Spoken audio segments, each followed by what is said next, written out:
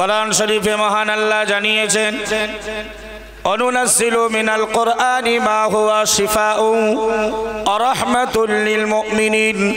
ওগো আল্লাহর পেয়ারা বান্দা বান্দির দল, মনে রাখো রব্বুল আলামিন আল্লাহ স্পষ্ট ভাষায় তিনি ঘোষণা দিলেন অনুনাজ্জিলু মিনাল কুরআনি, না না না, আমি রব্বুল আলামিন আল্লাহ কোরআন শরীফকে অবতীর্ণ করেছি মা হুয়া শিফাউন ওয়া রাহমাতুল লিল মুমিনিন, যেটি ঈমানদার জাতির জন্য, যেটি বিশ্বস্ত সম্প্রদায়ের জন্য আমি আল্লাহ প্রতিষেধক এবং রহমত বানিয়েছি। জোরে বলুন সুবহানাল্লাহ। এই কোরআনকে আল্লাহ ঈমানদার জাতির জন্য, আল্লাহ যেমন পৃথিবীর ডাক্তাররা বৈজ্ঞানিকরা মানবের দেহের রোগের প্রতিষেধকের ব্যবস্থা করে, যেমন ডক্টর লুই পাস্তুর তিনি জলাতঙ্ক রোগের টিকা আবিষ্কার করেছেন, যেমন পৃথিবীর মাটিতে অনেক বৈজ্ঞানিক, অনেক ডাক্তার, চিকিৎসা বিজ্ঞানী তারা বিভিন্ন রোগের প্রতিষেধকমূলক ঔষধের আবিষ্কার করেছেন। পাশাপাশি মানবের দেহে যেমন রোগ থাকে, মানব অন্তরেও কিছু রোগ থাকে। কথা ঠিক না ভুল? দেহে যেমন রোগ আছে, অন্তরেও রোগ আছে। কোরআন শরীফে মহান আল্লাহ অন্তরের রোগের কথা উল্লেখ করে বললেন ও ঈমানদার বান্দা বান্দির দল, না না না, মনে রাখো ফি কুলুবিহিম মারাদুন, ঈমানদার ও ঈমানদার বিশ্বাসী বান্দা বান্দির দল, মানব অন্তরে রয়েছে কিছু রোগ। না না না, যদি উপযুক্ত চিকিৎসালয়ে না গিয়ে উপযুক্ত ডাক্তারের কাছে প্রেসক্রিপশন করে ঔষধালয় থেকে যদি ঔষধ ক্রয় না করে, চিকিৎসা না করা হয়, যদি অন্তরের রোগের প্রকৃতপক্ষে কোনো শেফার জন্য, সুস্থতার জন্য চিকিৎসা না করা হয়, মহান রব্বুল আলামিন আল্লাহ স্পষ্ট ভাষায় জানিয়ে দিল ফাযাদাহুমুল্লাহু মারাদা। ও আল্লাহর বান্দা বান্দি, মনে রাখো, না না না, অন্তরের রোগ যদি কোরআনের পাঠশালায় না গিয়ে, কোরআন ওয়ালাদের কাছে চিকিৎসা না করিয়ে, আহলে তাসাউফ ওয়ালাদের কাছে, হাক্কানি আলিমদের কাছে, আল্লাহর প্রকৃত ওলি বান্দাদের কাছে গিয়ে যদি ওই রোগের ট্রিটমেন্ট না করা হয়, ওই রোগটার জন্য চিকিৎসা না করা হয়, মহান আল্লাহ তো পরের আয়াতে জানিয়ে দিল ফাযাদাহুমুল্লাহু মারাদা। না না না, আল্লাহ বান্দার অন্তরের ওই রোগগুলোকে আবার বহুগুণে বাড়িয়ে দেয়। বলুন নাউজুবিল্লাহ। মানব অন্তরে আছে কিছু রোগ, এই রোগ যদি উপযুক্ত চিকিৎসালয়ে, উপযুক্ত নার্সিং হোমে, হসপিটালে, উপযুক্ত ডাক্তারের কাছে যদি এর চিকিৎসা ট্রিটমেন্ট না করা হয়, আল্লাহ বললেন আমি আল্লাহ অন্তরের ব্যাধিকে আরো অনেক গুণে বাড়িয়ে দেব। সুতরাং আমাদেরকে অন্তরের রোগের চিকিৎসা আগে করতে হবে। দেহের রোগের চিকিৎসা করি দুনিয়াতে বেঁচে থাকার জন্য, শান্তি ভোগ করার জন্য, সুস্থ থাকার জন্য। আল্লাহ আমাদের দেহ বডিটাকে ময়দানে মাহশারে আমাদের বডির কোনো হিসাব নেবেন না। আমাদের দেহে কত রোগ আছে, আমাদের দেহটা কতটা সুস্থ আছে, এ বিষয়ে আল্লাহ আমাদেরকে জিজ্ঞাসাবাদ করবেন না। আল্লাহ জিজ্ঞাসা করবেন অন্তরটাকে। অন্তরটা যদি রোগ মুক্ত হয়, অন্তরটা যদি কুফুর মুক্ত হয়, অন্তরটা যদি শিরিক নামীয় রোগ মুক্ত হয়, বেদাত নামীয় রোগ মুক্ত হয়, জেনা নামীয় রোগ মুক্ত হয়, অন্তরটা যদি মদ নামীয় রোগ মুক্ত হয়, অন্তরটা যদি লোক দেখানো আমল করা থেকে মুক্ত হয়, তাহলে এই অন্তরের আল্লাহর কাছে দাম আছে, নচেত আল্লাহর কাছে কোনো মূল্য নেই। কোরআন শরীফে অন্য আয়াতে মহান আল্লাহ জানিয়ে দিল ইল্লা মান আতাল্লাহা বিকলবিন সালিম। না না না, আমি আল্লাহ আপনাদিগকে আবার জানিয়ে দিলাম ও ঈমানদার বান্দা বান্দির দল, মানব দেহের কোনো মূল্য আমার কাছে থাকবে না। ইল্লা মান আতাল্লাহ বিকলবিন সালিমিন, না না না, আমার কাছে তো পৌঁছাবে একটা সুস্থ, একটা শান্তিপূর্ণ অন্তর। বলুন সুবহানাল্লাহ। প্রত্যেক মানুষের একটা অন্তর আল্লাহর কাছে পৌঁছাবে, আর অন্তরের বিষয়ে আল্লাহ আমাদের হিসাব করবেন। অন্তরটা যদি ভালো হয়, অন্তরটা যদি গুনাহমুক্ত হয়, অন্তরটা যদি আল্লাহর শরিয়াত বিরোধী কর্মকাণ্ড থেকে মুক্ত হয়, শরিয়াত মুখী হয়, তাহলে আমরা নাজাত পাবো, নিষ্কৃতি পাবো, মুক্তি পাবো। নচেত আমাদের নাজাতের কোনো রাস্তা নেই। এইবার আসুন, রোগ আমাদের অন্তরে বেশ কিছু আছে না নেই? এটা আল্লাহর কথা, ফি কুলুবিহিম মারাদুন। মানব জাতি মানেই অন্তরে কিছু রোগ আছে। তবে এখন এই রোগের আমরা ট্রিটমেন্ট কিভাবে করব?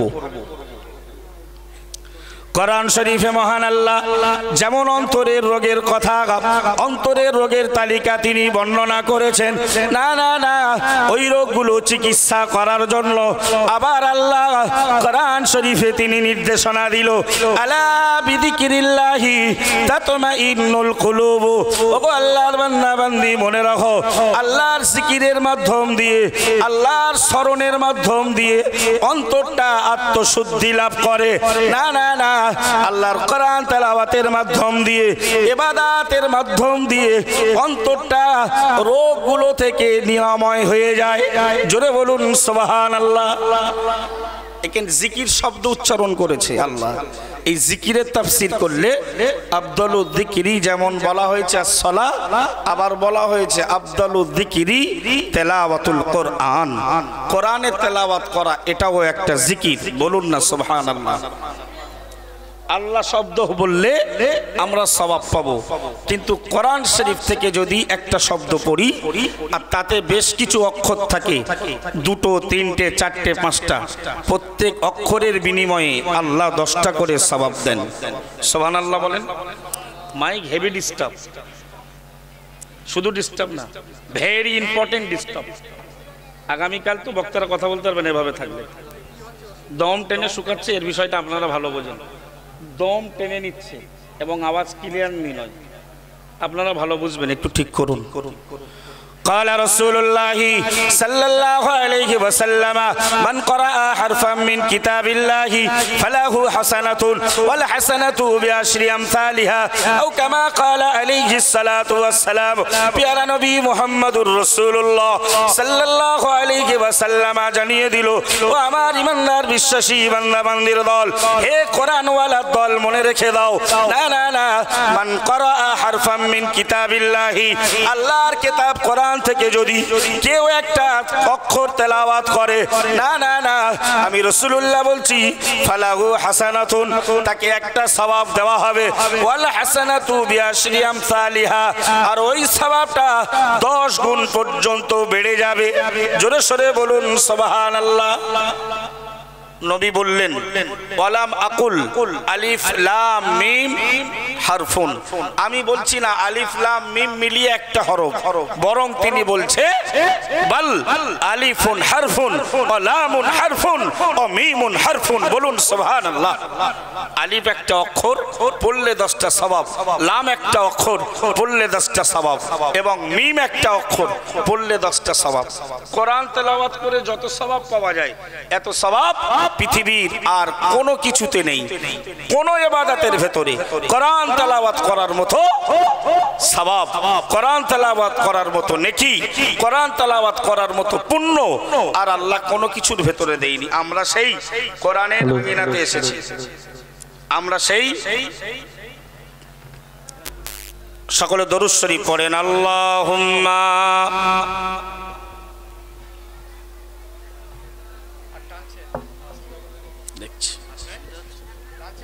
দেখি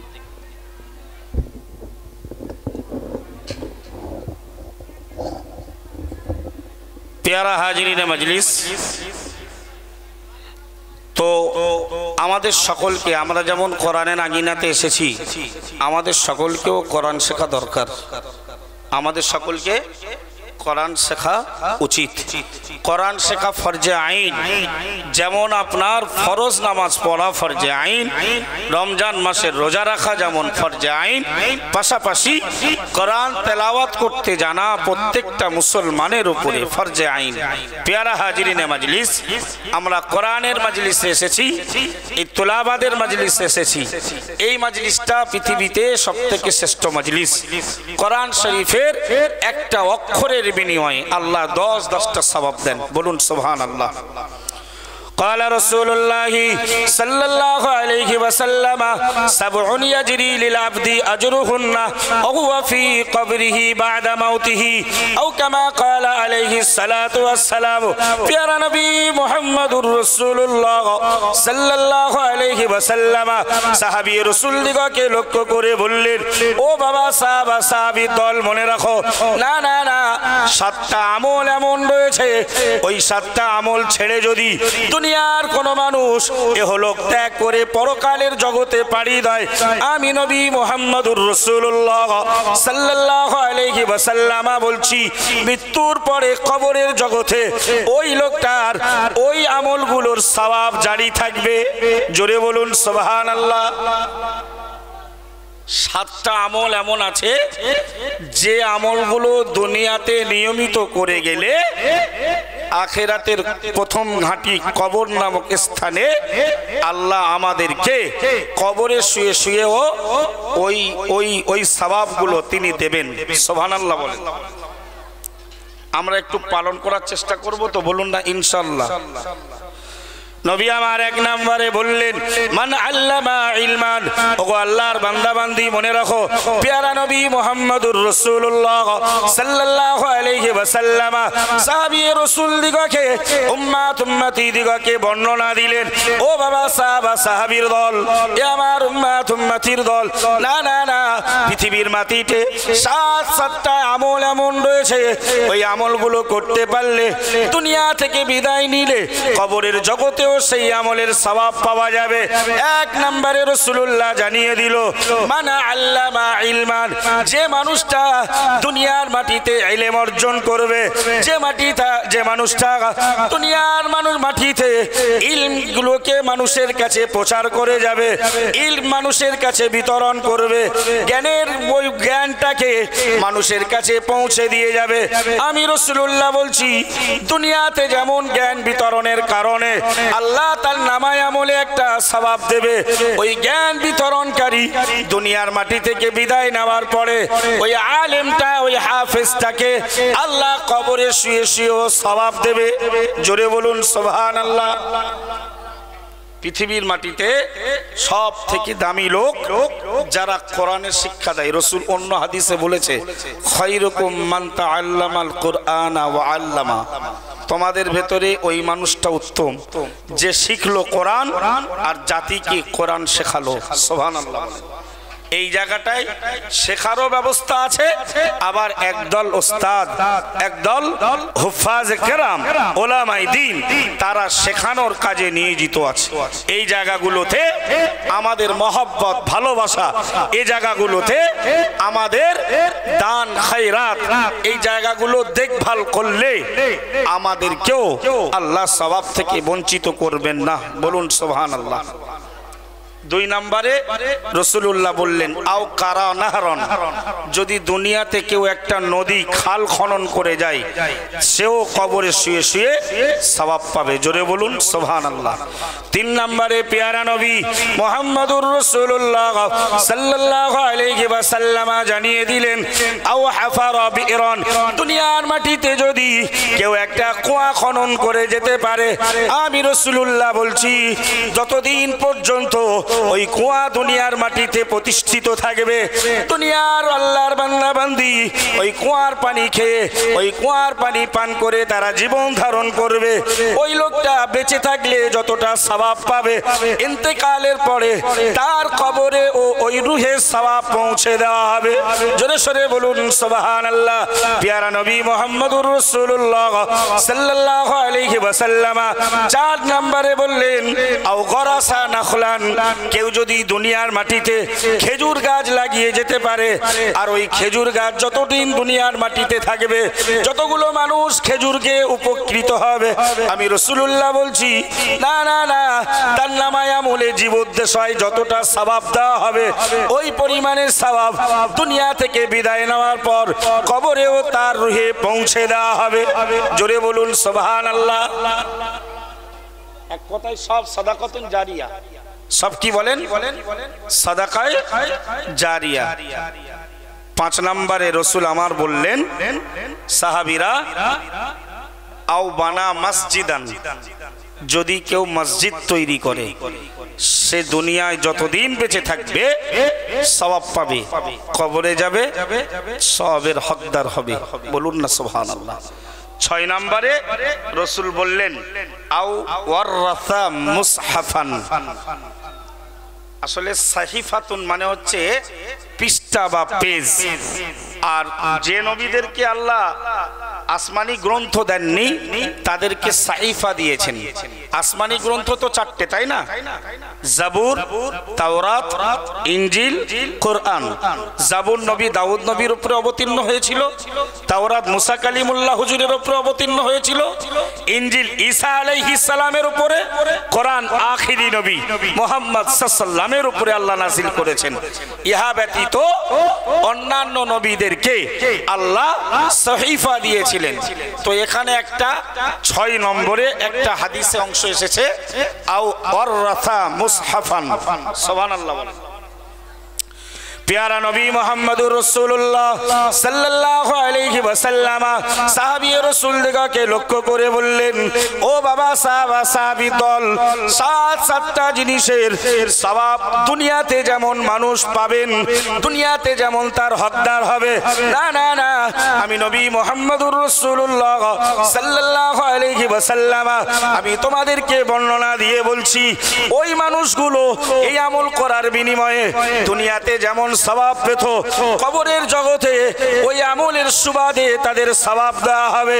6 নম্বরে রাসূলুল্লাহ বললেন আও ওয়ারাসা মুসহাফান, যদি কেউ যদি তার সন্তানকে বা নিজেকে যদি কোরআনের ওয়ারিস বানিয়ে দেন, বলুন সুবহানাল্লাহ।